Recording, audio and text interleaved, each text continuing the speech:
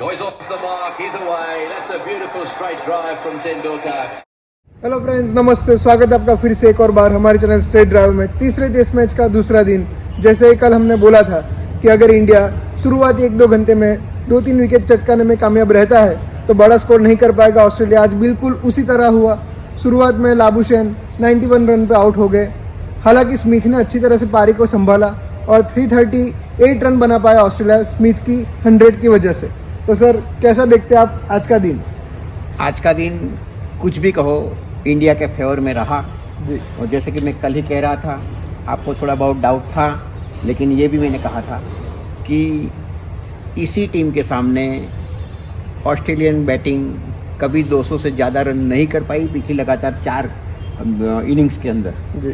तो सिर्फ सवाल था पैर को तोड़ने का। उनके बाद वो पत्तों की महल की तरह वो बैटिंग लाइनअप को बिखर जाना था, बिखर भी गई। और जैसा कि कहा था 300 रन तक उसको उनको समेट लेते तो बहुत अच्छा होता, और ऐसा करीब करीब हो भी चुका था। लेकिन अगर टिके रहे थे स्मिथ, उन्होंने 9वें और 10वें क्रम के बल्लेबाजी के साथ ज़्यादा हिटिंग और मतलब रन रेट को भी बढ़ाया और देखा कि अभी मारने के अलावा कोई चांस नहीं है, और ये ही मारने और दौड़ने में ही वो मरे। जो लाजवाब थ्रो था, the throw of the whole series उसको कहा जाना चाहिए। आज जो जाडेजा का जो थ्रो था, ऐसा कहो कि जाडेजा ने वो रन आउट नहीं किया, एक जादू कर लिया, जो जड्डू ने कर लिया जादू, और उसकी वजह से ये मैच अगर ये अगर नहीं होता थ्रो तो 350 के ऊपर भी स्कोर जा सकता था। जी बिल्कुल जा सकता था। आज तारीफ करनी होगी रविंद्र जाडेजा की। रविंद्र जाडेजा ने जिस तरह से बॉलिंग भी की, हालांकि आपने कल बोला ही था कि रविंद्र जाडेजा को जल्दी से ले आना चाहिए था, कुछ देरी कर दी अजिंक्य रहाणे ने कल, लेकिन आज उन्होंने 4 विकेट भी चटकाए और एक लाजवाब थ्रो। और देखिए, अजिंक्य रहाणे ने पिछली मैच जीता ही हमने तारीफ भी की थी, लेकिन जो होता है कहना होता है, उसको तो कहना पड़ेगा। रविंद्र जाडेजा हमारे स्ट्राइकिंग बॉलर है, ऐसा पार्ट टाइम बॉलर नहीं है। उनको 48वें ओवर में, और तब कि जब विकेट नहीं गिर रही थी, तब उनको लाना कोई दिमाग वाला काम नहीं था।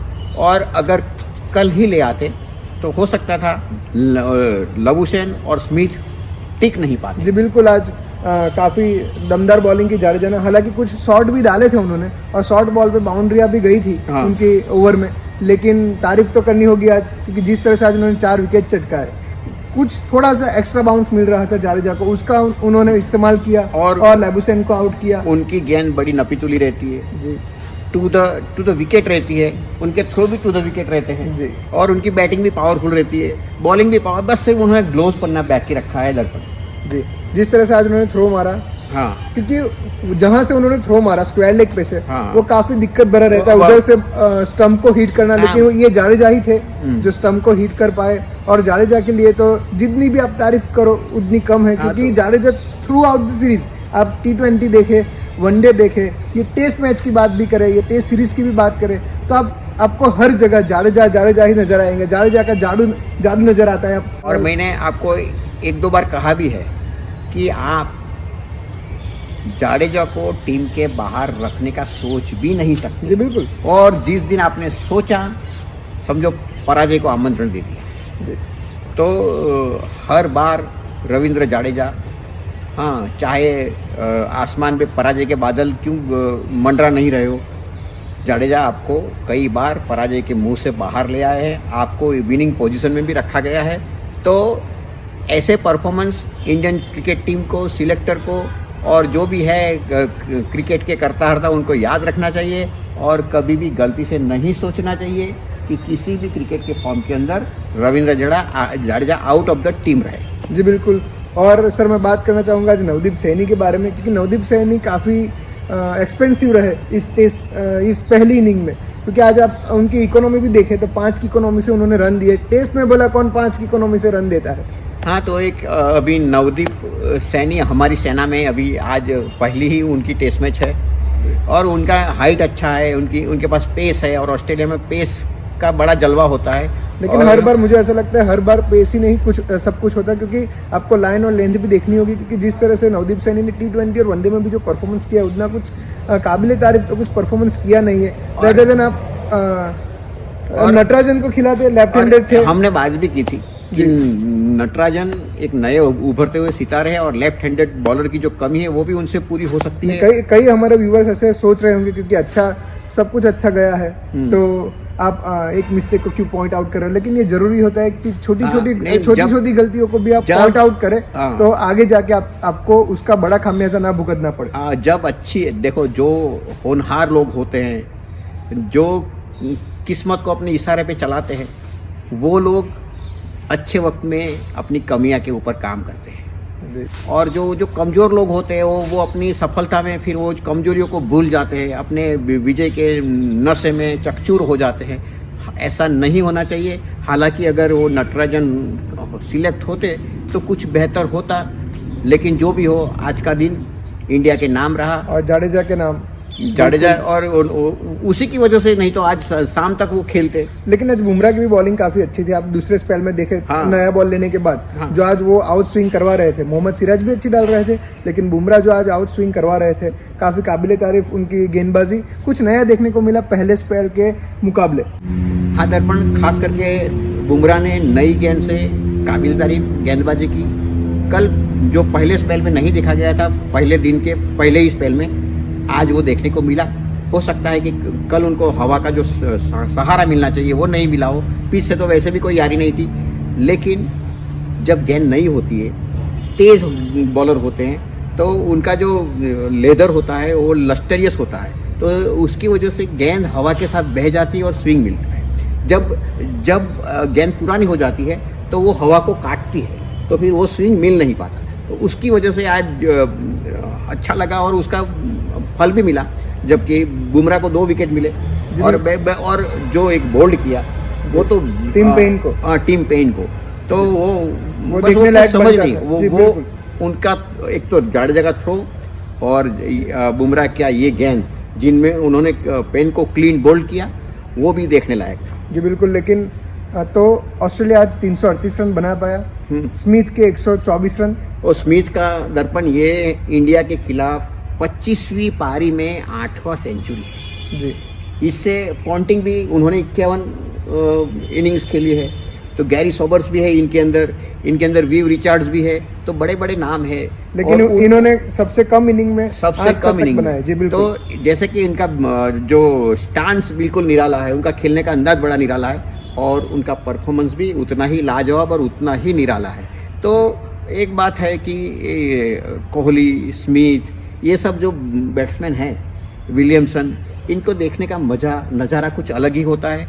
हमने आज बहुत टाइम के बाद ऑस्ट्रेलिया की ओर से इंडियन टीम के खिलाफ सेंचुरी आई और उसके बाद ये अच्छा हुआ जी। लेकिन सर मैंने पहले ही कहा था कि एक बड़े बैट्समैन को आप बहुत देर तक आउट ऑफ फॉर्म नहीं रख सकते।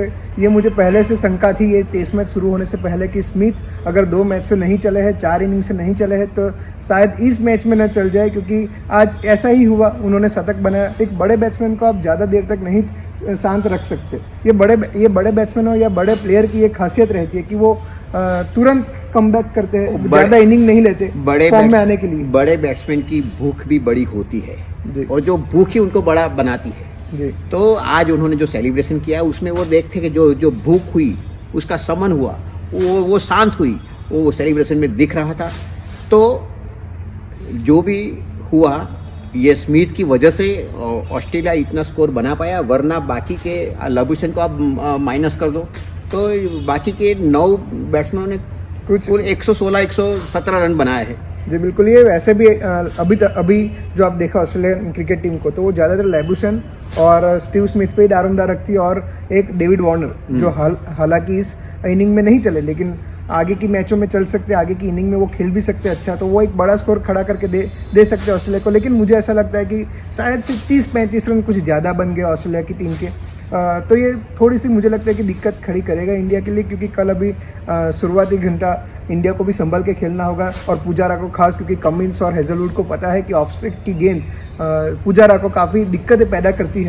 तो शुरुआती 1-1.5 घंटा कल पुजारा और रहाणे को भी संभाल के खेलना होगा, और अगर वो 1-1.5 घंटा संभाल के खेल जाते हैं तो मुझे लगता है कि इंडिया एक बड़ा स्कोर करने में कामयाब रहेगा। देखिए, अगर 30-35 ओवर इन दोनों बैट्समैन ने निकाल दिए तो गेम हमारे हाथ में आ जाएगा, क्योंकि अब 35 ओवर के बाद नई गेंद ले जाए। 45 ओवर का गेम हो चुका है, 35 ओवर के बाद नई गेंद आएगी और तब अगर पंत ना हो स्ट्राइक पे, जडेजा ना हो, उनको बचाया जाए तो हो सकता है कि बड़ा स्कोर खड़ा कर सकती है।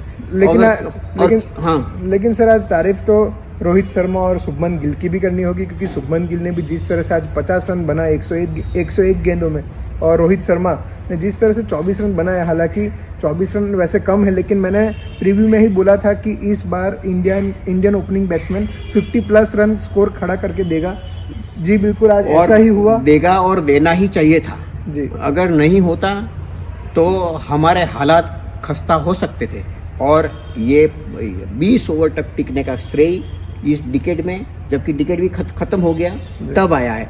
इससे पहले गौतम गंभीर और सहवाग ने 2010 में ऐसी कुछ 20 आउट ऑफ द एशिया खेला था और आज जब जरूरत थी तब रोहित शर्मा और शुभमन गिल ने ये काम करके दिया। और एक बात है दर्पण, शुभमन गिल के आने के बाद जो शुरुआत बड़ी शुभ हो रही है जी, हाँ, वो अशुभ शुरुआत नहीं होने दे रहे हैं और ऑस्ट्रेलिया में ये बहुत ज़रूरी होता है, क्योंकि अगर एक विकेट जल्दी गिरता है तो फिर 2-3 विकेट जल्दी गिर जाते हैं। लेकिन शुभमन गिल की बैटिंग की बात करें तो शुभमन गिल डिफेंस भी अच्छा करते हैं, back foot defence, front foot defence, और जो ड्राइव मारने के गेंद होते हैं उनको वो ड्राइव मार ही लेते हैं। जी बिल्कुल, तो जिसकी वजह से वो अपने रन कन्वर्ट कर पा रहे हैं। और वो ज़्यादा सिंगल्स पे डबल्स पे नहीं होते, उनके ज़्यादा से ज़्यादा स्कोर बाउंड्री से आते हैं। आज भी उन्होंने 50 रन बनाए तो 32 रन जी तो चौके से आए थे जी। और उनके स्ट्रोक्स बड़े लाजवाब होते हैं, देखने लायक होते हैं। तो इसके साथ कि इंडिया आज फिर मैच पे काबू कर लिया है जी।